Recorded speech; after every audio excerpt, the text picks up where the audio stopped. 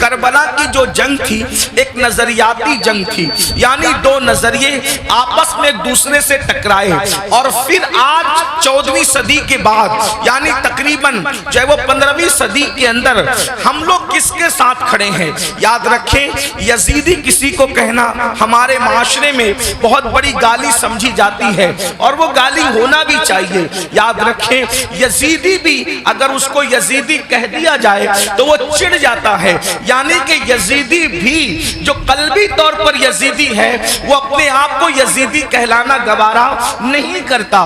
مگر آج کی اس محفل کے اندر جس میں ہزاروں کی تعداد میں یہ سروں کا سمندر ہے اور اس میں اکثریت نوجوانوں کی ہے، تھوڑی دیر کے لیے ہم اپنا احتساب کریں۔ یہ نظریاتی جنگ ہے۔ نظریاتی جنگ کسے کہتے ہیں؟ اللہ اکبر، یعنی دو شخصیتیں نہیں بلکہ دو نظریے آپس میں ٹکرائے اور نظریے کے لیے جنگ کی گئی، تو اس میں ہم کس کے ساتھ کھڑے ہیں؟ ایک ذات ہے سیدنا امام حسین کی۔ یہ بات بھی آپ سے کہہ دوں، حسین صرف چند فٹ کے کسی شخصیت کا نام نہیں ہے، حسین مکمل نظریے کا نام ہے، حسین جو ہے ایک مکمل فکر کا نام ہے، حسین پاک ایک مکمل انجمن کا نام ہے، حسین پاک جو ہے وہ مکمل ایک مسلک کا نام ہے، حسین پاک اللہ اکبر جہد مسلسل کی دعوت پہم کا نام ہے، حسین پاک اللہ اکبر غیرتوں کی آبرو کے تحفظ کا نام ہے، حسین پاک اسلاف کی محنتوں کے تحفظ کا نام ہے۔ تو ہم لوگ کس کے ساتھ کھڑے ہیں؟ امام حسین کے ساتھ کھڑے ہیں، یا پھر یزید بھی چند فٹ کے کسی ایک انسان کا نام صرف نہیں ہے بلکہ یزید بھی ایک نظریے کا نام ہے۔ ہم کس کے ساتھ کھڑے ہیں؟ اللہ اکبر، جو لوگ یزیدی نظریے کے ساتھ کھڑے ہیں لاکھ اپنے آپ کو حسینی کہہ لیں وہ حسینی ہو نہیں سکتے۔ اب یہ نظریات کیا ہیں؟ تھوڑی دیر میں تاریخ کے حوالے سے آپ کی خدمت میں پہلے یزید کا نظریہ پڑھتا ہوں اور اس کے بعد امام علی مقام کا نظریہ پڑھتا ہوں۔ میں نہیں کہوں گا کسی کو، آپ نہیں کہیں گے کسی کو کہ حسینی کون ہے، یزیدی کون ہے۔ اس محفل میں پہلی محرم کس مقدس شب کے اندر اپنے آپ میں ڈوب کر سوچنا کس کے ساتھ کھڑے ہو، یزید کے ساتھ کھڑے ہو یا شہزادہ رسول کے ساتھ کھڑے ہو۔ میرے آقا صلی اللہ علیہ وآلہ وسلم کے دیوانوں، آخر یزید سے امام علی مقام کو اختلاف کیوں ہے؟ امام اس سے اختلاف کیوں کرتے ہیں؟ اس کی وجہ یہ ہے کہ یزید جو ہے وہ دین یعنی جس میں صرف نماز ہو، اور وہ بھی نماز صرف نام کو نماز ہو، روزے صرف نام کو ہو، حج صرف نام کا ہو، زکوٰۃ صرف نام کی ہو، صدقات و خیرات صرف نام کے ہو، یعنی چند ٹوپیاں داڑیاں بظاہر یہ ایک دیکھنے کی چیز ہو۔ یزید جو ہے اس مذہب سے، اس دین سے بظاہر کوئی اختلاف نہیں کرتا تھا، وہ روح دین کو مٹانا چاہتا تھا، مذہب کی روح کو مٹانا چاہتا تھا، مذہب کی اصل کو مٹانا چاہتا تھا۔ آپ کہیں گے مذہب کی اصل کیا ہے؟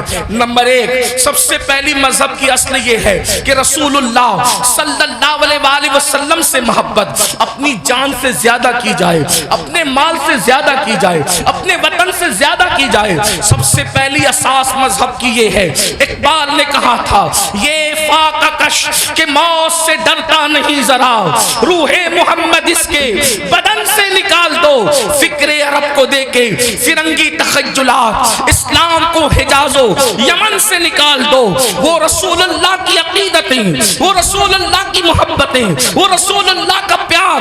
اللہ اکبر، نبی کا نام تو لیا جائے لیکن احترام وہ نہ ہو جو صدیق اکبر کے قلب میں تھا، جو فاروق اعظم کے دل میں تھا، جو عثمان غنی کے دل میں تھا، جو مولا علی کے دل میں تھا، جو سعد، سعید، طلحہ، زبیر، ابو عبیدہ ابن الجراح، بلال حبشی، ابو ہریرہ، خالد ابن ولید کے دل میں تھا۔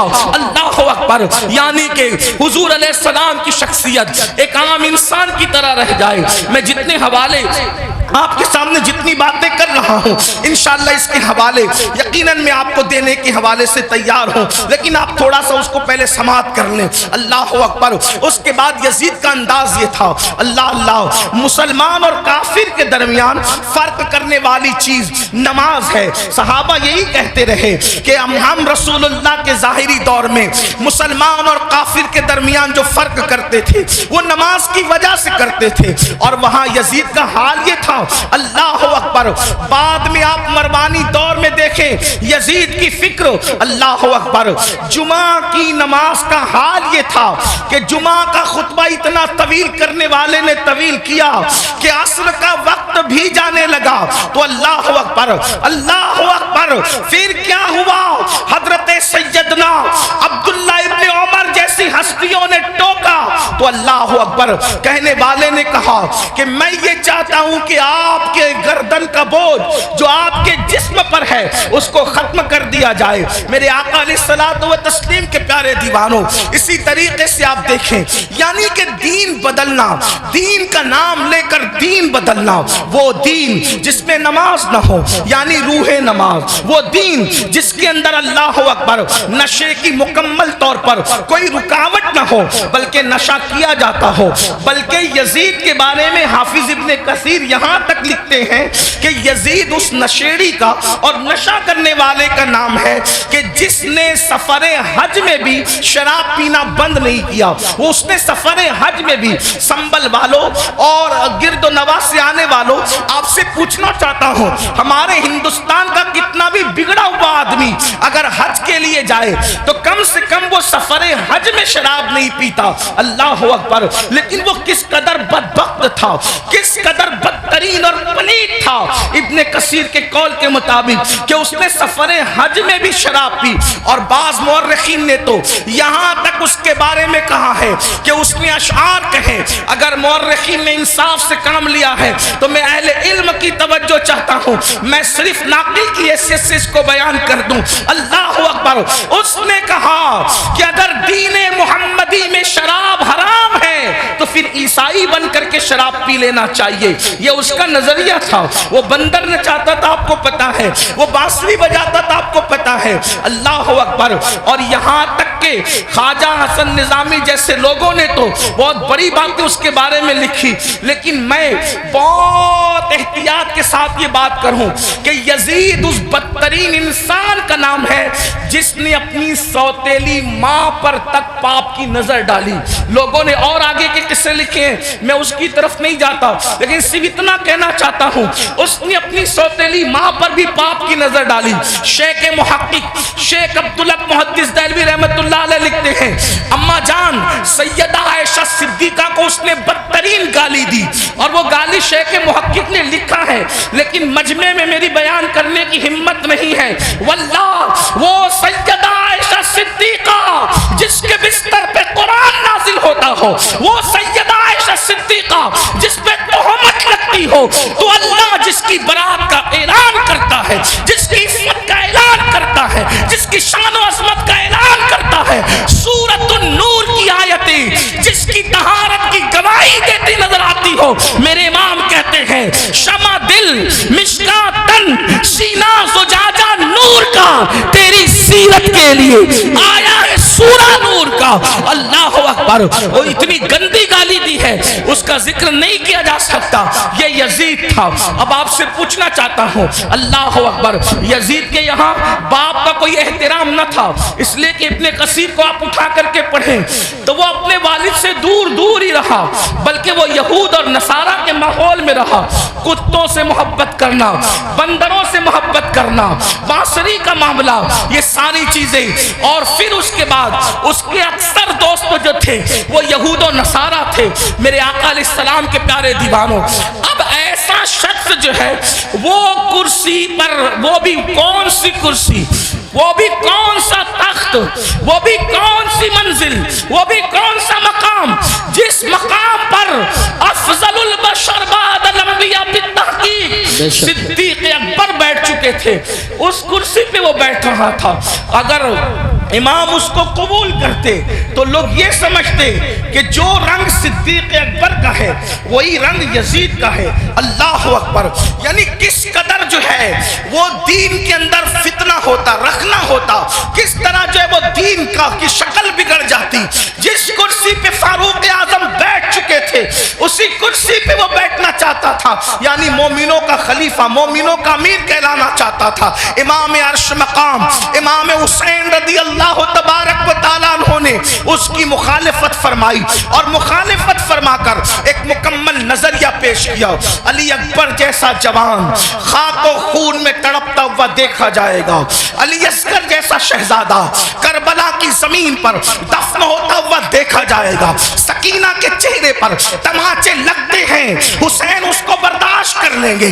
بیویوں کے دوپٹے چھینتے ہیں، حسین پاک کو وہ برداشت ہو جائے گا. لیکن اللہ اکبر، اللہ کے دین کو بدلا جائے، خدا کے دین کے اندر جو روح ہے اس کو مردہ کرنے کی کوشش کی جائے، امام نے اس کو گوارا نہ فرمایا اور سب لٹایا. جو آپ داستان کربلا میں سنتے ہیں، آپ سے پوچھنا چاہتا ہوں اب ہم کس کے ساتھ کھڑے ہیں؟ میں جلدی جلدی اپنی گفتگو کو آگے کی طرف لے جاؤں. یزید کے یہاں زنا کوئی عیب نہیں تھا اور امام حسین کے یہاں زنا کا نام سن کر بھی بدن کے رونگٹے کھڑے ہوتے ہیں کہ کیا لوگ ایسا گناہ بھی کر سکتے ہیں جسے زنا کہتے ہیں. آپ سے پوچھنا چاہتا ہوں اگر آج کوئی زنا کے اڈے کی طرف جا رہا ہے اور اس کے ماتھے پر بل بھی نہیں ہے اور وہ بے حیائی اور بدی میں ڈوبا ہے تو آپ سے پوچھنا چاہتا ہوں وہ نظریاتی طور پر کس کے ساتھ کھڑا ہے؟ امام حسین کے ساتھ کھڑا ہے یا پھر یزید کے ساتھ کھڑا ہے؟ بڑی معذرت کے ساتھ اگر برا لگے تو معاف کرنا، کڑے پہننے کا نام حسینیت نہیں ہے، ڈورے ہاتھوں میں باندھنے کا نام حسینیت نہیں ہے، رنگ برنگی کپڑوں پہننے کا نام حسینیت نہیں ہے، 10 دن کے محرمی بننے کا نام حسینیت نہیں ہے. حسینیت کیا ہے؟ حسینیت یہ ہے اگر دین کے تحفظ کے لیے گھر لٹانا پڑے تو گھر لٹا دو، اولاد لٹانا پڑے تو اولاد لٹا دو، حتیٰ کہ جان بھی قربان کرنا پڑے تو جان بھی قربان کر کے بتا دو جان اہم نہیں ہے، اللہ کا دین ہے. اللہ یا رسول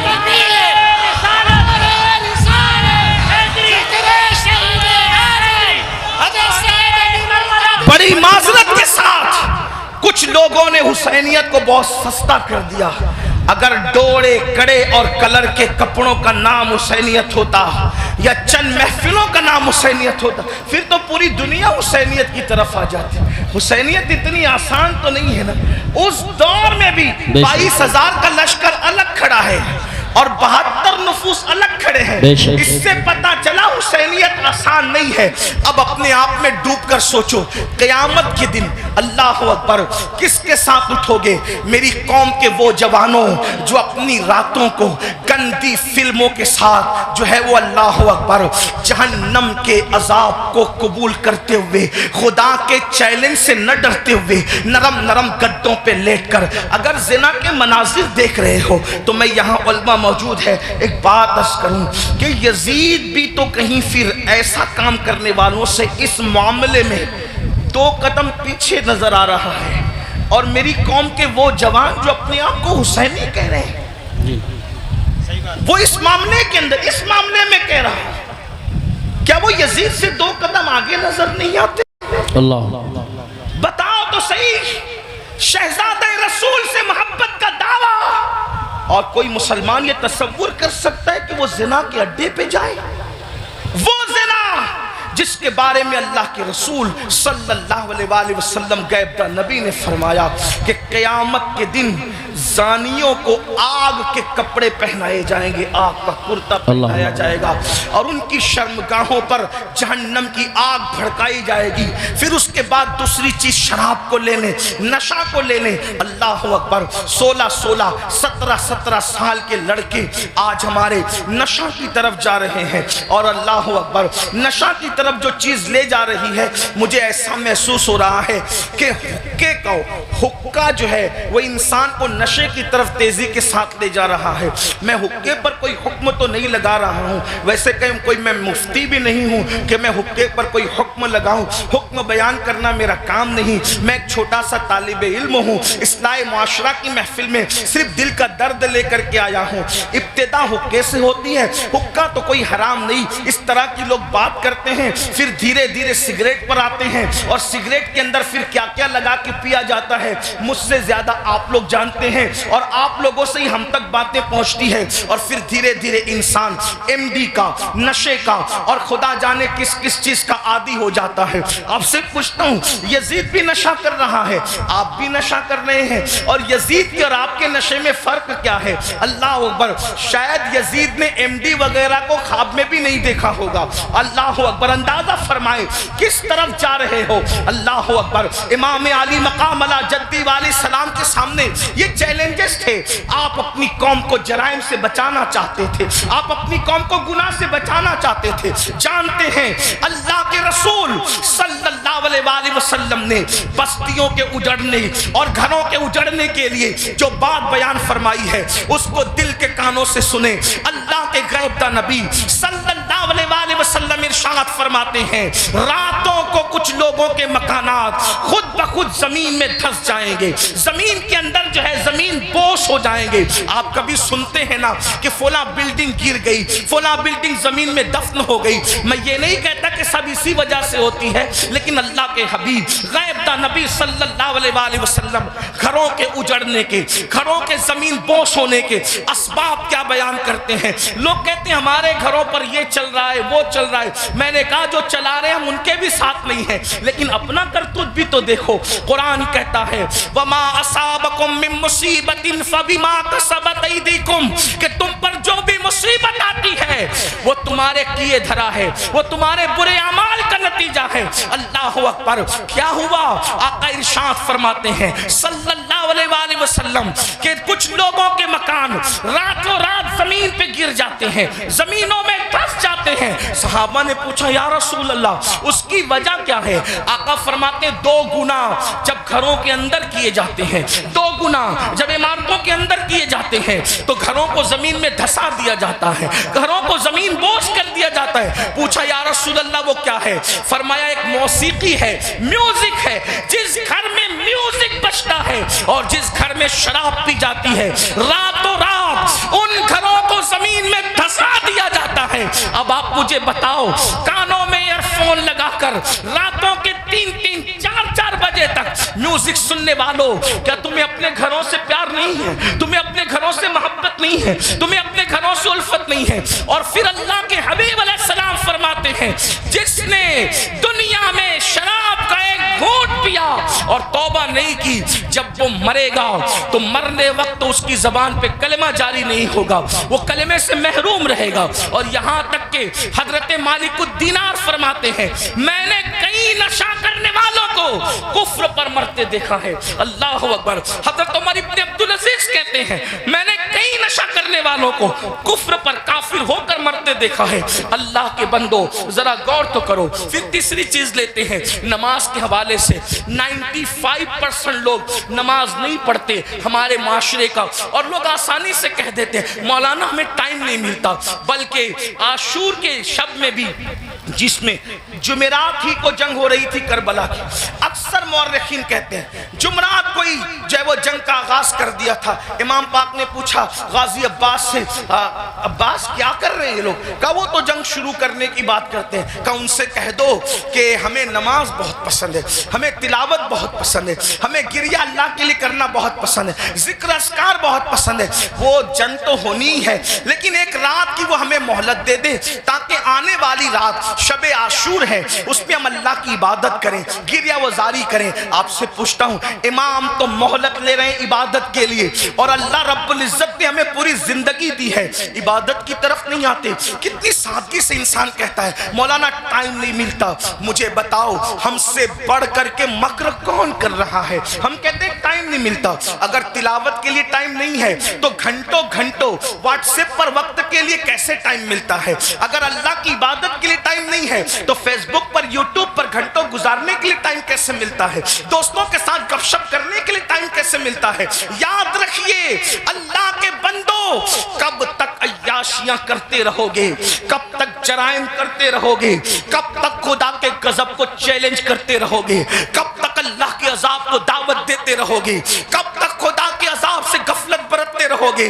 یاد رکھنا، اللہ نے کسی کو بہت لمبی عمر ہمیشہ کے لیے نہیں دی ہے. آخر موت ہے، موت. آخر موت ہے، موت. جب اس نے محبوبوں کو موت دی ہے تو پھر مردودوں کا کیا حال ہوگا؟ جب اس نے مقربین کو موت کا مزہ چکھایا ہے تو دور رہنے والوں کا کیا حال ہوگا؟ یاد رکھنا، جس دن روح کا رشتہ جسم سے ٹوٹ جائے گا اس دن سوائے پچھتاوے کے کچھ ہاتھ نہیں آئے گا. اللہ اللہ، جب لوگوں کے درمیان بیٹھتے ہو تو ولیوں کی طرح باتیں کرتے ہو، اور جب تنہائیوں میں ہوتے ہو تو شیطان کا ننگا ناچ بن جاتے ہو. یہ منافقت نہیں ہے تو اور کیا ہے؟ زبان کچھ اور کہے اور کردار کچھ اور کہے.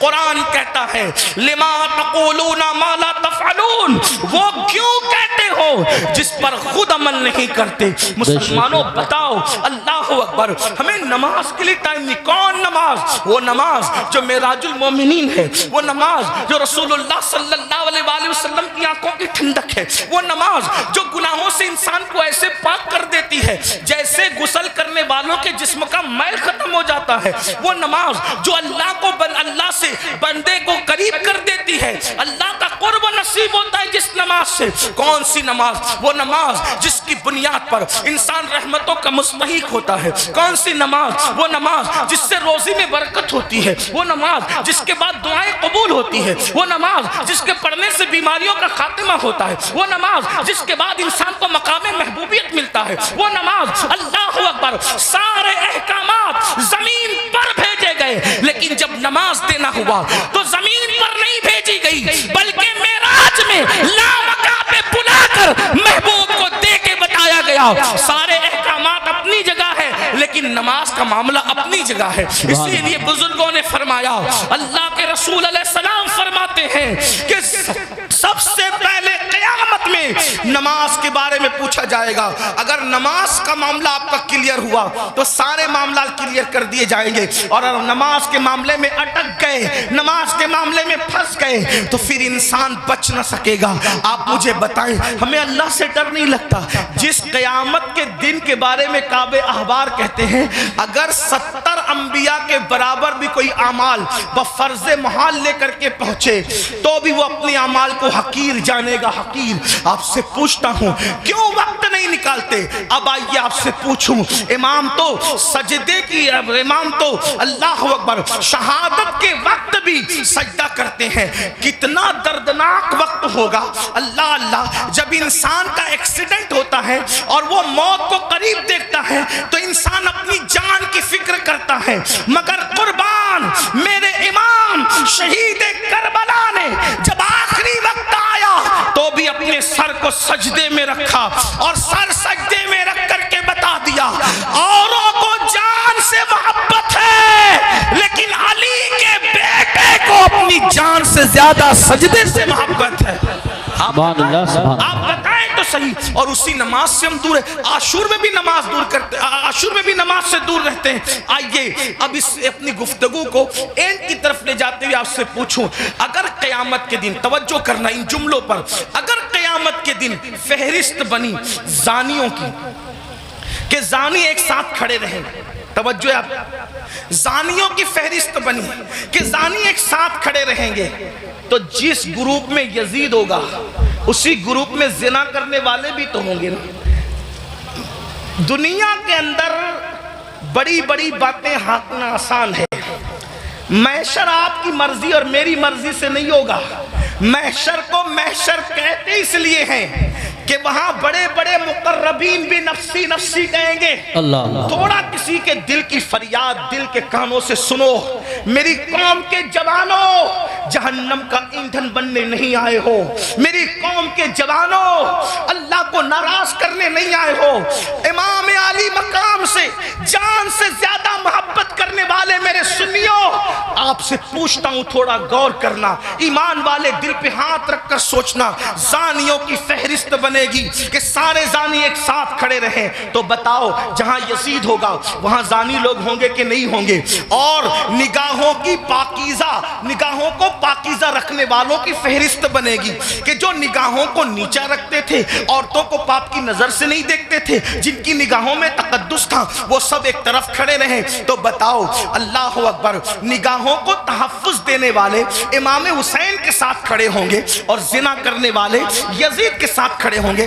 اگر قیامت میں ایسا ہو گیا، اگر ہو گیا کہ بے نمازی ایک ساتھ رہیں اور نمازوں کی پابندی کرنے والے ایک ساتھ کھڑے رہیں، تو بتاؤ یزید کے ساتھ کھڑے ہوں گے کہ نہیں ہوں گے بے نمازی؟ اور جو نمازوں کو تحفظ دیتے تھے وہ اس شہید کے ساتھ کھڑے ہوں گے کہ نہیں ہوں گے جس نے سر کو سجدے میں قربان کیا ہے، سر سجدے میں قربان کیا ہے؟ اللہ اللہ کسی نے کہا تھا ہو سکے تو لائیے دونوں جہاں میزان میں نے ایک سجدہ زمین کربلا سے لے لیا۔ اللہ اکبر۔ بتاؤ مسلمانوں، تو پتہ چلا یہ نظریات کی جنگ ہے، یہ نظریات کی جنگ ہے۔ اب سے پوچھوں، جنگ میں جب انسان جاتا ہے، جنگ میں جب انسان جاتا ہے فوج لے کر جاتا ہے، بہن لے کر نہیں جاتا۔ جنگ میں انسان جاتا ہے فوج لے کر جاتا ہے، بیویاں لے کر نہیں جاتا۔ جنگ میں انسان جاتا ہے اللہ اکبر فوج لے کر جاتا ہے، سوتیلے بھائی لے کر نہیں جاتا۔ جنگ میں انسان جاتا ہے 6 مہینے کا بچہ لے کر نہیں جاتا۔ امام آپ جنگ میں بھی جا رہے ہیں، اور کچھ لوگ تو یہ کہتے ہیں کہ چلو اتفاقی حادثہ ہو گیا۔ اتفاقی حادثہ آپ کے مورخین کے لوگوں کے لیے کہنے کو ہے، ورنہ رسول اللہ کے گھر کا بچہ بچہ جانتا تھا۔ آقا نے اتنی تفصیل سے کربلا بیان کی تھی۔ ابن عباس کہتے ہیں کہ نبی کے گھر کے بچے بچے کو پتا تھا کہ حسین میدان کربلا میں کھڑے جو وہ شہید ہوں گے۔ جنگ صفین کے موقع پر مولا کائنات جب کربلا کے قریب سے گزرے تو روئے، فرمایا یہاں حسین کے اونٹ بیٹھیں گے، یہاں ان کے کجاوے رکھے جائیں گے۔ یعنی کتنی تفصیل معلوم تھی خاندان رسول کو کہ اونٹ کہاں بیٹھیں گے وہ بھی پتا ہے، خیمے کہاں لگیں گے وہ بھی پتا ہے، کجاوے کہاں رکھے جائیں گے وہ بھی پتا ہے۔ آپ کہتے ہیں حادثہ ہو گیا، لیکن یہ حقائق ہے، سچائی ہے۔ امام آپ جنگ کے لیے جا رہے ہیں لیکن بیویاں لے جا رہے ہیں، جنگ کے لیے جا رہے ہیں، بہنیں لے جا رہے ہیں، جنگ کے لیے جا رہے ہیں، بیٹیاں لے جا رہے ہیں، جنگ کے لیے جا رہے ہیں، بچے لے جا رہے ہیں، جنگ کے لیے جا رہے ہیں، سوتیلے بھائی لے جا رہے ہیں۔ ایسا کیوں؟ امام گویا کے بتائیں گے یہ تلواروں کے ٹکرانے کی جنگ نہیں بلکہ یہ کردار کی جنگ ہے، یہ نظریات کی جنگ ہے۔ ایک طرف یزید سوتیلی ماں کو پاپ کی نظر سے دیکھ رہا ہے، تو ہم میدان میں بتائیں گے کہ سوتیلے رشتے کا تقدس کیا ہے۔ آپ دیکھیں پوری دنیا کے اندر سوتیلا رشتہ ہمیشہ مشکوک رہا ہے۔ آپ توجہ کریں، سوتیلا رشتہ ہمیشہ مشکوک رہا ہے۔ آپ نہیں دیکھتے سوتیلے رشتے کا مطلب، قرآن کی تفاسیر اٹھا کر کے دیکھیں، ابن عباس سے لے کر صاحب نعیمی تک سوتیلے رشتے کا مطلب کیا؟ حضرت یعقوب علیہ السلام کی بیوی جو حضرت یوسف علیہ السلام کی سوتیلی ماں ہے، اللہ اکبر، وہ اپنے بیٹوں کو بتا رہی ہے اللہ اکبر کہ تمہارے سوتیلے بھائی نے یہ خواب دیکھا ہے۔ اسی طرح ہے نا، سوتیلے بھائی ہاتھ کا پانی چھین کر کے زمین پہ ڈال رہے ہیں، سوتیلے بھائی ہاتھ کی روٹی چھین کر کے کتے کو ڈال رہے ہیں، سوتیلے بھائی مار پیٹ کر کے کنویں میں پھینک رہے ہیں۔ یہی تو سوتیلا رشتہ لوگ جانتے ہیں، مگر قربان جائیں امام علی مقام سوتیلے بھائیوں کو کربلا میں لے جا کر اور پھر ان کی وفا کا اظہار کر کے بتا رہے ہیں۔ آخر کار امام حسین نے سوتیلے بھائیوں کے ساتھ سلوک کیا کیا ہوگا کہ سوتیلے بھائی اپنی جان سے زیادہ اپنے سوتیلے بھائی سے پیار کر رہے ہیں۔ کوئی کسی پر یوں تو نہیں مرتا، کوئی کسی سے یوں تو پیار نہیں کرتا۔ اب آپ سے پوچھتا ہوں، حسین پاک کا سوتیلا بھائی سب سے زیادہ معتبر با وفا ہے جسے دنیا غازی عباس کے نام سے جانتی ہے۔ آپ سے پوچھتا ہوں، وفا کا دوسرا نام اگر کربلا کے بعد ہم سے کوئی پوچھے تو ہم حضرت غازی عباس کا نام لیا کرتے ہیں۔ شمر نے اللہ اکبر رشتہ داری کی وجہ سے حضرت عباس کو امان لکھی، ان کے بھائیوں کو امان لکھی، تو حضرت عباس نے کہا شمر تجھ پر بھی لعنت ہے اور تیری امان پر بھی لعنت ہے، واللہ تو نے نبی کے شہزادے کو امان نہیں دی۔ ان کو کاٹنا چاہتا اور ہمیں بچانا چاہتا ہے۔ حسین کے بعد زندہ رہنے کو ہم پسند ہی نہیں کرتے. یہ ایک سوتیلے بھائی کا جذبہ. اب آپ سے پوچھتا ہوں, اگر آپ کربلائی ہے, اگر آپ حسینی ہے, تو اس مجمع میں اپنے دل میں سوچو آپ کے سگے بھائی کے ساتھ آپ کا سلوک کیا ہے. کربلا صرف کالے کپڑوں کا نام تو نہیں ہے نا پہننے کا. کربلا سینہ پیٹنے کا نام نہیں ہمارے درمیان. ہمارے درمیان کربلا اسوہ مصطفیٰ کی تفسیر کا نام ہے. ہمارے نزدیک کربلا بدر و احد کے مقصد کی تکمیل کا نام ہے. آپ سمجھتے کیا ہے کربلا کو, لیکن ہمارے اندر کربلا کہاں ہے. ہم نے رسمی اور اسمی کربلا کو تو دیکھا, ہم نے حقیقت کربلا کو نہیں دیکھا. بتاؤ آپ کا اور ہمارا جذبہ بھائی کے بارے میں کیا ہے. یہی نا اس کا کھیت ہڑپ کر لیا, اس کا حصہ ہضم کر لیا, اس پر کیس کی کر دیا, اس کے خلاف کھڑے ہو گئے. اس کی بیٹی کو اچھے رشتے آتے تو آپ کو پسند نہیں آتا, آپ کو ہضم نہیں ہوتا. بتائیں تو صحیح, اس کے گھر میں بیٹے ہی بیٹے پیدا ہوں تو آپ کو تکلیف ہوتی ہے. یہ آپ کا معاملہ سگے بھائی کے لیے, اور وہاں سوتیلے بھائی کے ساتھ انداز کیا ہے سرکار غازی عباس کے ساتھ دیکھیں. پھر اس کے بعد امام اپنی بہن کو کربلا میں لائے. جب امام کسی کی کوئی بات نہیں مانتے, توجہ کرنا, جب امام کسی کی کوئی بات نہیں مانتے تو سیدہ زینب کھڑی ہو کے کہتی ہے بھیا یہ کر لو, بھیا یہ کر لو. بہن کی کوئی بات نہیں ٹلتی.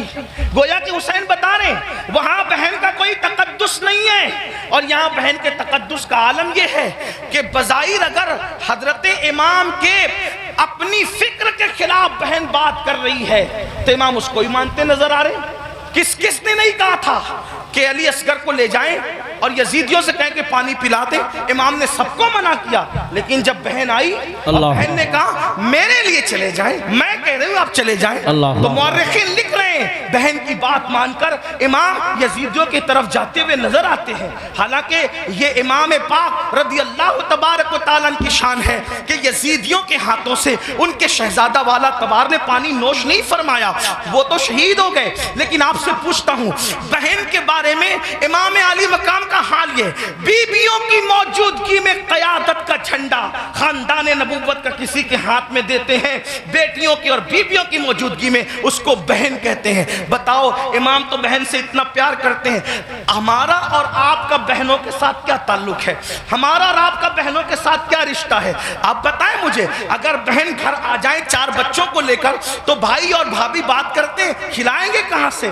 حیرت کی بات یہ ہے جس قوم کی سوچ فکر حسین سے اس قدر گر جائیں, پھر کیا اس قوم کے لیے یہ نہ کہا جائے کہ وہ نام کے لیے تو حسینی بنی ہے لیکن افکار کے اعتبار سے وہ کہیں نہ کہیں یزیدیت کا شکار ہے. میرے آقا صلی اللہ علیہ وآلہ وسلم کے دیوانوں, جانتے ہیں بہن کا مقام کیا ہے, بہن کا مرتبہ کیا ہے, اور یہ اللہ کے رسول علیہ السلام سے سیکھا.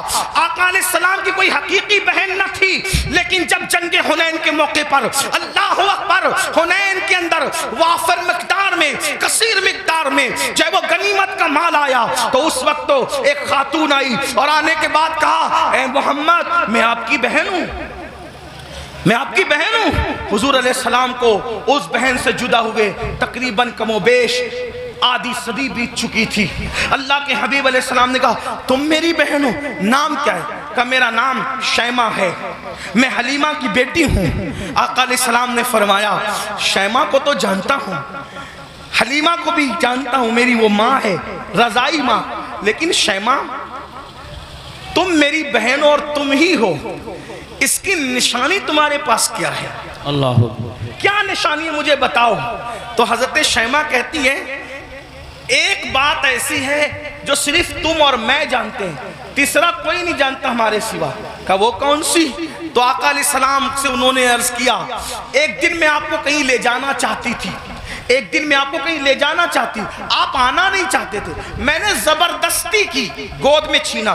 آپ نے اکثر یہ منظر دیکھا ہوگا گھروں میں کہ بڑی بہنیں بھائی کو گود میں لے جانا چاہتی ہے, وہ نہیں آنا چاہتا تو کیا ہوتا ہے, وہ زبردستی کھینچتی ہے, تانتی ہے, ایسا کرتی ہے. تو شیمہ کہتی ہے آپ نہیں آنا چاہتے تھے, میں لے جانا چاہتی تھی, میں نے زبردستی کی تو آپ نے میرے کندھے پر دانت کاٹ لیا تھا, اور وہ دانت کاٹنے کا نشان اب بھی موجود ہے. حضور علیہ السلام نے یہ سنا تو اتنا ہنسے اپنی شان کے مطابق کہ حضور علیہ السلام کی داڑھیں نظر آئی, اور پھر جب یہ ثابت ہو گیا کہ شیمہ یہی ہے تو آقا نے فرمایا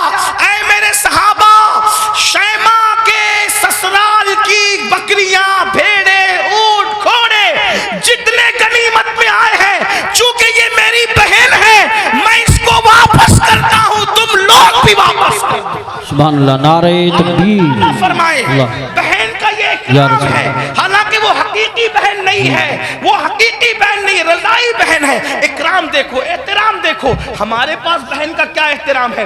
اگر بہن جوان ہو گئی، اس کو رشتے نہیں آ رہے ہیں تو بھائی بوجھ سمجھتا ہے، بوجھ سمجھتا ہے، اور جب بھائی بوجھ سمجھتا ہے تو وہ دیکھتی ہے کہ بھائی کا منہ اچھا نہیں، باپ بوجھ سمجھ رہے باپ کا منہ اچھا نہیں، ماں بوجھ سمجھ رہی باپ کا منہ، ماں کا منہ اچھا نہیں، تو پھر ایک بیٹی یہ فیصلہ کرتی ہے جس گھر میں نہ بھائی اپنا ہو، نہ بہنیں اپنی ہو، نہ ماں اپنی ہو، نہ باپ اپنا ہو، سب تو منہ اتار کر کے مجھے بوجھ سمجھتے ہیں، تو پھر وہ مجبوراً یہ فیصلہ کرتی ہے کہ پھر باہر جہاں سے پیار مل رہا ہے، پیار اگرچہ دھوکے کی طور پہ مل رہا ہے، اللہ اکبر، پھر کیوں نہ اسی کا ہاتھ پکڑ لیا جائے۔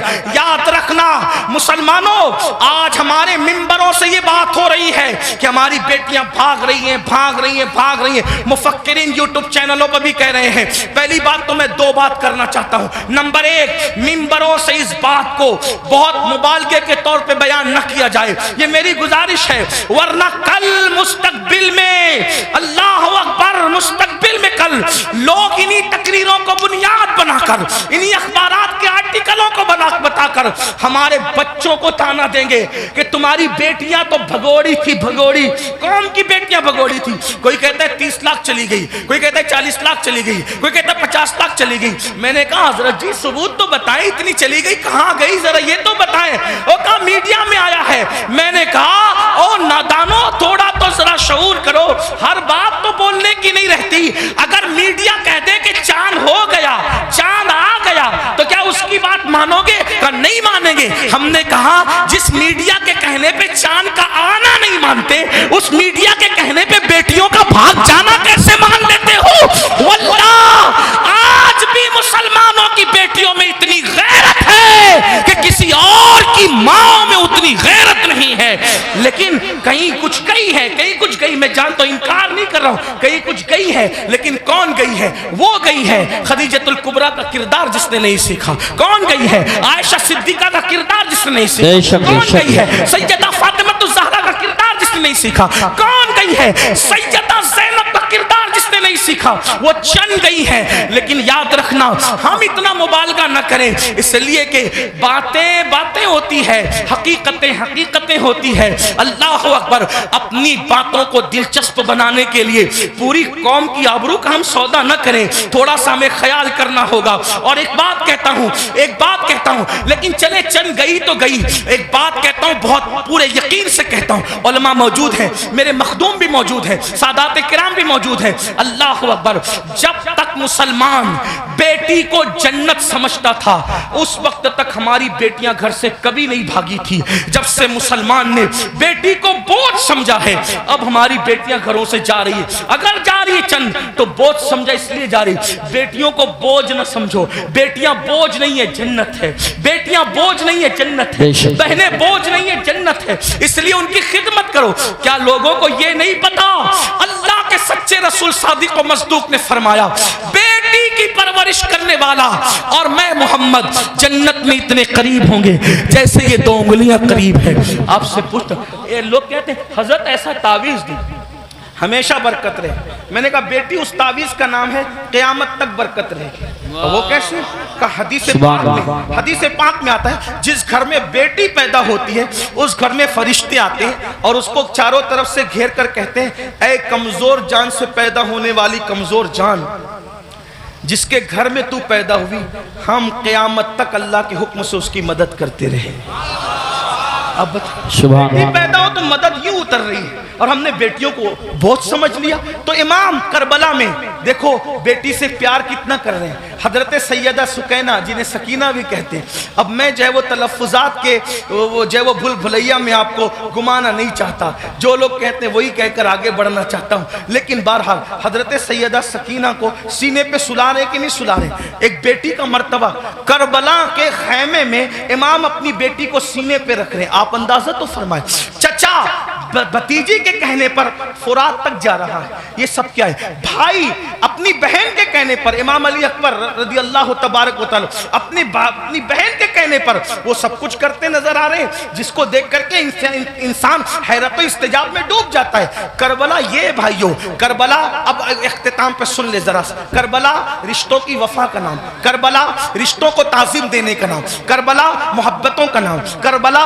एहतराम का नाम, करबला ताज़ीम का नाम, करबला कुरान के तहफ़्फ़ुज़ का नाम, करबला अकीदे की हिफाजत का नाम, और करबला हदीस के सही मफ़हूम को अमली तफसीर में पेश करने का नाम, करबला कुरान मुक़द्दस के सांचे में ढल जाने का नाम, करबला शराब से नफरत का नाम, करबला ज़िना से नफरत का नाम, करबला जुए से नफरत का नाम, करबला बांसुरी म्यूजिक और मौसीकी के मुकम्मल खातिमे की जोदे मुसलसल का नाम, करबला सजदों के लिए इंसान क्या क्या कुर्बानी दे सकता है, इस पैगाम में खामोश का नाम करबला है। अब आपसे पूछता हूं, हमने करबला से सीखा क्या? वही गुनाह में मुब्तला, वही जराइम में मुब्तला, वही बलाओं में मुब्तला। एक बात ये भी कह दूं इख्तिताम पर, खास तौर पर आखिर में बात करते करते, मुसलमानों एक बात आपसे कह दूं, करबला तो सहाबे किराम की कुर्बानियों के तहफ़्फ़ुज़ का नाम था, लेकिन आज जब करबला का जिक्र होता है तो उन्हीं सहाबा को निशाना बनाया जाता है, उन्हीं सहाबा पे तबर्रा किया जाता है,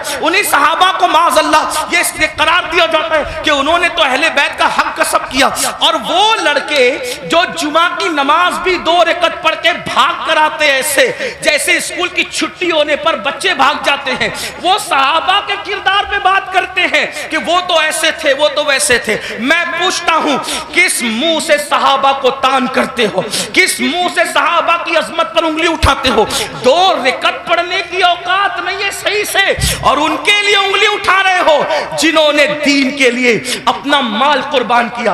आज मुसलमान कहलाना आसान है, लेकिन अल्लाह अकबर, उस वक्त जब अल्लाह अल्लाह मुसलमान कहलाए जाने पर, मुसलमान बन जाने पर पिटाइयां होती थी, पत्थर मारे जाते थे, कोड़े मारे जाते थे, चाबुक बरसाए जाते थे, भूखा रखा जाता था, सोशल बाइकाट किया जाता था। सहाबा उस वक्त के मुसलमान हैं, उनके ईमान पर ये कौम के लड़के सवालिया निशान खड़ा करेंगे जिनको तहारत के मसाइल तक नहीं पता है। आपसे पूछना चाहता हूं, वो सिद्दीक़ अकबर रज़ी अल्लाह तबारक व तआला अन्हु जिसने वो कुर्बानी दी है कि अल्लाह के रसूल ने फरमाया, जिसने इस्लाम की मदद की है सबके एहसान का बदला अदा किया जा चुका है, सिवाय अबू बकर के एहसान का बदला क़यामत में अल्लाह तबारक व तआला अता फरमाएगा।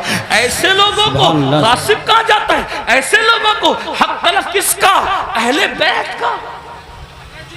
मुझे बताओ मुसलमानों, जरा गौर करो, उस फारूक आजम के बारे में कहा जाता है कि उन्होंने ये किया, ये किया, ये किया। आपसे पूछता हूं, फारूक आजम का किरदार पता है?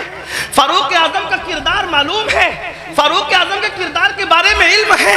अल्लाह अकबर, आपको वो सफर याद होगा, आप वो सफर जानते होंगे। अल्लाह अकबर कि फारूक आजम मदीने मुनव्वरा से चलते, फारूक आजम मदीने मुनव्वरा से चलते और मदीने से चलते हुए बैतुल मुकद्दस जाते हैं। एक ही ऊँटनी है, अपने जवानों की खास तवज्जो, एक ही ऊँटनी है, गुलाम साथ में जा रहा है। फारूक आजम गुलाम से कहते, सवारी एक है इसलिए हम ये करेंगे, सवारी एक है ये करेंगे कि थोड़ी देर मैं बैठूंगा, थोड़ी देर आप बैठना, फिर मैं पैदल चलूंगा, फिर तुम बैठोगे, तुम चलोगे, मैं बैठूंगा। आपसे पूछता हूं, बैतुल मक़दिस तक गुलाम को इस तरह लेकर के गए कि नहीं लेके गए? आप बताएं, बोलने से पहले तोलो, किसी की भी बात सुन करके बका मत करो। जो फारूक आजम एक गुलाम की हक तलफी न करें, जो फारूक आजम एक गुलाम की हक तलफी न करें, वो फारूक आजम अपनी आकाज़ादी सैयदा फातिमतुज़ ज़हरा की हक तलफी कैसे कर सकते हैं? आप जानते हैं, कभी गौर तो किया होता, कभी सोचा तो होता, जिससे जो सुना वही बकना शुरू कर दिया। मेरे आका अलैहिस्सलाम फरमाते हैं, मेरे असहाब को बुरा मत कहो, मेरे सहाबा को बुरा मत कहो। और इसी करबला की बात करते हुए सहाबा पे तबर्रा किया जाए, مسلمانوں کیا منہ لے کر کے اٹھو گے؟ جانتے ہیں شفا شریف میں قاضی ایاز رحمت اللہ تعالی علیہ لکھتے ہیں کہ ایک شخص مر رہا تھا، اس کو موت آ رہی تھی، مرتے وقت اس کی زبان پہ کلمہ نہیں آ رہا تھا، اللہ اکبر، اس کی زبان پہ کلمہ نہیں آ رہا تھا۔ اس سے پوچھا گیا کہ تو کلمہ کیوں نہیں پڑھ پا رہا ہے؟ اس نے کہا کہ میں ابو بکر اور عمر کے گستاخوں کے ساتھ بیٹھا کرتا تھا۔ وہ گستاخ نہیں تھا بلکہ گستاخان شیخین کے ساتھ بیٹھتا تھا، اللہ اکبر۔ تو جو گستاخان شیخین کے ساتھ بیٹھے، صرف بیٹھے، مرتے وقت اس کی زبان پہ کلمہ نہیں آتا، جو گستاخی کرے اس کا کیا انجام ہوگا؟ یہ دنیا چند دن کی ہے، یہ دنیا چند لمحے کی ہے۔ بندوں کی خوشی کے لیے اللہ کو ناراض نہ کرو، واللہ ورسولہ احق ان یرضوا، اللہ اور اس کا رسول اس بات کے زیادہ حقدار ہیں کہ ان کو راضی کیا جائے۔ آج یہ بحث چل رہی ہے کہ کون کب ایمان لایا تھا، کون کب ایمان لایا تھا۔ میں نے کہا کسی نے کبھی بھی ایمان لایا تھا، ایمان تو لایا تھا نا، حضور نے تو معاف کیا تھا نا، حضور نے تو چادر میں جگہ دی تھی نا۔ جس کو رسول اللہ امان دے دے، جس کو نبی امان دے دے، امتی کو حق کیا ہے اس کو امان سے باہر کرنے کا؟ آپ سے پوچھنا چاہتا ہوں، اس لیے مسلمانوں اپنی حیثیت میں رہو۔ اعلیٰ حضرت امام احمد رضا محدث بریلوی فتاوی رضویہ شریف میں لکھتے ہیں، عالم ربانی کی توہین کرنے والا کفر تک جاتا ہے۔ جب عالم ربانی کی توہین کرنے والا کفر تک جاتا ہے، جو صحابہ کی توہین کرے، صحابہ کو گالیاں دے، یاد رکھنا اسٹیج پر کچھ بھی کہو، کمرے کی گفتگو تو اللہ سن رہا ہے، دلوں کا حال تو اللہ دیکھ رہا ہے۔ اس لیے ان کے لیے دلوں میں کینہ نہ رکھو، ان کے لیے دلوں میں عداوت نہ رکھو۔ مسلمانوں کیا بات ہے، اگر رسول اللہ اونٹ کے چمڑے کی نالین پہن لے تو ہم اس نالین کو سر پہ رکھتے ہیں۔ آخر اونٹ کا چمڑا نہ دیکھا، کیا دیکھا؟ رسول اللہ کی نسبت دیکھی۔ تو جب رسول اللہ کی نسبت کی وجہ سے اونٹ کا چمڑا سر پہ رکھا جاتا ہے تو رسول اللہ کی نسبت کی وجہ سے اصحاب مصطفیٰ کی تعظیم کیوں نہیں کی جاتی، ان کا احترام کیوں نہیں کیا جاتا؟ لیکن ایک بات یہ بھی خیال رکھنا، ایک طبقہ وہ ہے کہ اللہ جو صحابہ کو ہلکا جان رہا ہے، صحابہ کی بیعت بھی کر رہا ہے، کمروں میں بیٹھ کر کے اپنے ماننے والوں کو ان کے خلاف کان بھر رہا ہے۔ لیکن دوسرا طبقہ وہ بھی نظر آ رہا ہے کہ جب اہل البیت پر کوئی گفتگو ہوتی ہے تو پھر اس کا منہ اترتا ہے کہ یہ اہل بیت کی فضیلت پڑھنے والا کوئی رافضی تو نہیں ہو گیا۔ ہم کہتے ہیں اللہ کے بندو، اہل بیت کی فضیلت پڑھنا رافضیت نہیں ہے، بلکہ صحابہ کی گستاخی کرنے کا نام رافضیت ہے۔ ورنہ دیکھو اللہ اکبر، ہمارے جتنے بزرگان دین ہیں سب نے کھل کر صحابہ کی عظمت بھی بیان کی اور اہل بیت کی عظمت بھی بیان کی۔ آج اگر محفل میں نعرہ حیدری لگے تو کچھ لوگوں کے چہرے یوں اترتے ہیں، ہم نے خود منبر پہ محسوس کیا، ان کے نام نہیں جانتے وہ کون لوگ ہیں، اللہ اکبر، کہ محفل میں علی کا نعرہ لگ رہا ہے، کہیں رافضیوں کی محفل تو نہیں۔ میں نے کہا یہ فکر صحابہ نہیں ہے، فکر اہل سنت نہیں ہے۔ ہماری محفلوں میں صحابہ کے ساتھ علی مرتضیٰ کا نعرہ لگتا ہے اور انشاءاللہ لگتا رہے گا، بلکہ صحابہ نے تو معیار قرار دیا ہے ایمان کا علی مرتضیٰ کو۔ فرمایا جب لوگوں میں بدعتیں پھیلنے لگی، فتنے اٹھنے لگے تو محفلوں میں لوگ آتے تو ہم سوچتے کون اپنا اور پرایا ہے، تو جب لوگوں کو چھانٹنا چاہتے، لوگوں کو تقسیم کرنا چاہتے اپنے اور پرائے کا فرق کیا ہے، تو ہم ذکر علی کرنے لگتے۔ علی کا ذکر سن کر جن کے چہرے کھل جاتے سمجھ جاتے ایمان والا ہے، جس کا چہرہ اتر جاتا سمجھ جاتے کہ منافق ہے۔ نعرہ تکبیر، اس لیے نعرہ ذکر رسالت، علی کرو مگر احترام صحابہ کے ساتھ، ذکر اہل بیت کرو احترام صحابہ کے ساتھ، صحابہ کا ذکر کرو اہل بیت کی تعظیم کے ساتھ، کیونکہ یہ دونوں رسول اللہ سے منسوب ہیں۔ بلکہ یوں کہہ لیں حضور کے ارد گرد ستارے گردش کر رہے، جو گردش گھر کے اندر کر رہے ان کو اہل بیت کہتے ہیں، اور جو گھر کے باہر کر رہے ہیں ان کو صحابہ کہتے ہیں۔ حضور کی نسبت کا خیال کرو۔ آئیے اپنی بات کو اختتام تک پہنچاتے ہوئے یہ بات عرض کروں، مسلمانوں ہم نے باتیں بہت باتیں کی، ہم سب جگہ ہیں، عمل کے میدان میں نہیں، عمل سے کورے، زندگی گناہوں میں ڈوبی ہوئی ہے۔ یاد رکھنا اللہ کی بارگاہ میں ہمیں اور آپ کو پہنچنا ہے، اللہ کو منہ دکھانا ہے، اللہ کی بارگاہ میں کھڑے ہونا ہے۔ آئیے آج سے پہلے کچھ کیا جو کیا سچی توبہ کریں، اللہ کی طرف پلٹیں، اللہ کی طرف واپس آئیں۔ یاد رکھیے انسان جہاں جا کر جرم کا اعتراف کرے، جہاں جا کر اعتراف جرم کرنے سے انسان کی عزت گھٹتی ہے، لیکن ایک میرے اللہ کا در ہے جہاں آ کر انسان اقبال جرم کر لے تو میرا اللہ عزت گھٹاتا نہیں بلکہ عزت کو بڑھا دیتا ہے۔ آؤ توبہ کرو۔ آج محرم شریف کی پہلی تاریخ ہے۔ یہ محرم شریف حرمت والا مہینہ ہے، حرمت والا، یعنی جن 4 مہینوں کی حرمت اللہ نے روز اول سے مقرر کی ہے اس میں محرم الحرام بھی ہے۔ اور اللہ کے رسول علیہ السلام کی ایک حدیث یہ ہے کہ رمضان شریف کے بعد سب سے زیادہ جس مہینے کے روزے کی اہمیت ہے وہ ماہ محرم الحرام کے روزے، ماہ محرم شریف کے روزے۔ ان دنوں کو خرافات بدعات میں گزارنے کی بجائے عبادات میں گزارو۔ ہو سکے تو یہ طے کر لو کہ روزانہ میں نے نبی اور آل نبی پر 1000 بار درود شریف پڑھنا ہے۔ آپ کہیں گے لوگ کہتے ہیں ارے بہت ٹائم لگے گا، کوئی ٹائم نہیں لگے گا۔ صلی اللہ علیہ وآلہ وسلم یہ بہت مختصر درود شریف، بہت مختصر درود شریف ہے۔ اگر اس درود شریف کو آپ نے پڑھا 1000 بار صرف 20 منٹ کا ٹائم لگے گا، 20 منٹ درود شریف پڑھو۔ اس کے بعد جیسا کہ آپ نے پہلے بھی سنا صدقہ دو، خیرات دو۔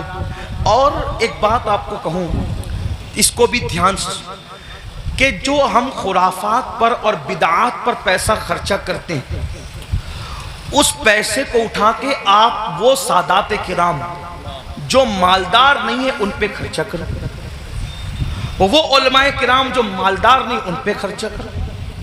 اس سے کیا ہوگا؟ خرافات اور بدعات کے بارے میں توجہ کرنا۔ 2 گروپ ہیں، ایک گروپ کہتا ہے جائز ہے، ایک گروپ کہتا ہے ناجائز۔ جو گروپ جائز کہتا ہے وہ بھی صرف جائز ہی کہتا ہے، نہ فرض کہتا ہے، نہ واجب کہتا ہے، نہ سنت کہتا ہے، نہیں کہتا نا۔ جو جائز ثابت بھی کر لے خرافات کو تو صرف جائز ہی کہہ سکے گا، فرض نہیں کہہ سکے گا، واجب نہیں کہہ سکے گا۔ لیکن بھائیوں اپنے مسلمان بھائی کی مدد کرنا تو اللہ نے ہم پہ فرض کیا ہے، بلکہ یہاں تک فرمایا کہ جب تک تم اپنے مسلمان بھائی کی مدد کرتے رہو گے اللہ تمہاری مدد کرے گا۔ اور آپ کو بتاؤں خاص طور پہ سادات کی خدمت، وہ جو مالدار نہیں ہیں، مستحق ہیں، یہ نہیں کہتا غریب ہیں، میرے اندر اتنی ہمت نہیں کہ میں کسی سید کو غریب کہوں، لیکن سادات جو مالدار نہیں ہیں، مالدار اگر آپ ان کی خدمت کریں تو ہوگا کیا؟ 2-3 باتیں سن لے، بات ختم کرتے۔ حضرت سیدنا عبداللہ ابن مبارک رضی اللہ تعالی حج کو جا رہے تھے، حج کا ارادہ تھا، اور حج کے ارادے میں آپ نے یہ طے کیا کہ میں نے حج کو جانا ہے، پوری تیاری ہو گئی، ارادہ بن گیا حج کو جانا ہے۔ عبداللہ ابن مبارک کو پتا چلا کہ میرے پڑوس میں ایک سید صاحب رہتے ہیں اور وہ اس وقت تھوڑا پریشان حال ہے، حالات کے ستائے ہوئے اور حالات کے مارے ہوئے، تو انہوں نے سوچا کہ پڑوسی ہے، سید ہیں، میں ان کے نانا کے یہاں جاؤں، میں حج کے لیے جاؤں اور ان کو بھوکا پیاسا تڑپتا بلکتا چھوڑ کے جاؤں۔ تو انہوں نے کیا کیا، اس سال حج نہیں کریں گے، انشاءاللہ آئندہ پھر کبھی دیکھیں گے، حج کی پوری رقم اٹھا کر اس سید صاحب کو دے دیا، اور اس کے بعد آنسو پوچھتے ہوئے اب صبر کرتے ہوئے رہ گئے۔ جب حج سے قافلہ واپس آیا تو لوگ ملاقات کرتے تھے تو عبداللہ ابن مبارک لوگوں کو کہتے تھے مبارک ہو حج، تو لوگ بھی کہتے تھے عبداللہ آپ کو بھی مبارک ہو، آپ کو بھی مبارک ہو۔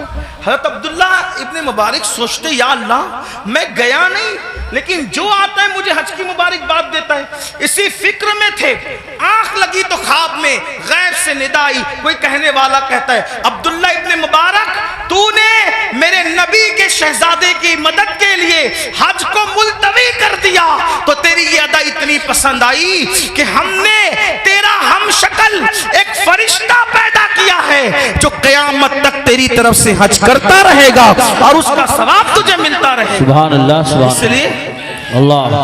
اس لیے خرافات کی طرف خرچ کرنے کی بجائے اپنے سادات جو مستحق ہیں ان کے لیے خرچ کرو. ایسے سادات ہیں میں نے کئی جگہ دیکھا, کوئی سبزی بیچ رہا ہے, کوئی آٹو چلا رہا ہے, کوئی چائے بیچ رہا ہے, ان کے بچوں کی اسکول کی فیس نہیں ہے بھرنے کے لیے, ان کی بچیوں کی شادی کے لیے پیسے نہیں ہیں. یہ ساری چیزیں مسلمانوں ہمیں اس کی طرف غور, ترجیحات کی طرف غور کیجئے, جہاں خرچ کرنے کا زیادہ فائدہ ہے اس کی طرف. بلکہ امام اہل سنت ایک حدیث لکھتے ہیں, آئیے اس حدیث کو بھی سنیں. کہتے ہیں کہ میرے آقا علیہ السلام نے فرمایا کہ جس نے بنو ہاشم پر احسان کیا, ان کی خدمت کی, ان کی مدد کی, آقا فرماتے ہیں مجھ پر واجب اور لازم ہے کہ جس نے بھی میری آل کی خدمت کی, مدد کی, نصرت کی, حمایت کی, محبت کی, آقا فرماتے ہیں مجھ پہ واجب ہے, لازم ہے کہ اس کا صلہ میں اس کو قیامت میں دوں گا جب وہ مجھ سے ملے گا.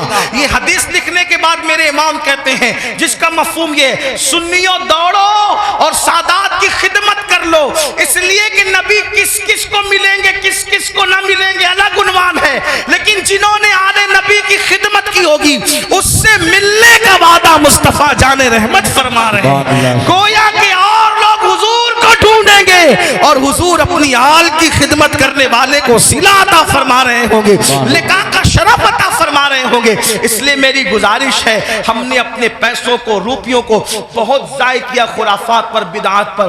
کیا خرافات ہے, کیا بدعات ہیں, اپنے علاقے کے مستند معتبر علماء اور مفتیان کرام کے پاس بیٹھو اور بیٹھ کر کے سیکھو کہ کن خرافات سے اور بدعات سے بچنا ہے اور کون سی چیزیں اہل سنت و جماعت سے ہے. جیسے کہ لوگ تو شربت پلانے کو بھی بدعت کہہ دیتے ہیں. آپ سے کہتا ہوں کہ بھئی شربت پلانا کون سی بدعت ہے؟ میرے امام لکھتے ہیں, وہ بھی کیا دلیل دی, فرمایا جب کتے کو پانی پلانے پہ جنت مل سکتی تو امام عالی مقام کے نام پہ اگر مومنوں کو شربت پلایا جائے تو پھر اس کا صلہ کیا ہوگا؟ یہ ساری چیزیں کرتے رہیے. اللہ تعالیٰ سے دعا ہے اللہ ہم سب کو توفیق دے. گفتگو کے درمیان اگر کوئی غلطی ہو جائے تو اللہ تعالیٰ معاف فرمائے. استغفر اللہ ربی من کل ذنب واتوب الیہ. اہل سنت کا ہے بیڑا پار, اصحاب حضور نجم ہے اور ناؤ ہے, اطرت رسول اللہ کی.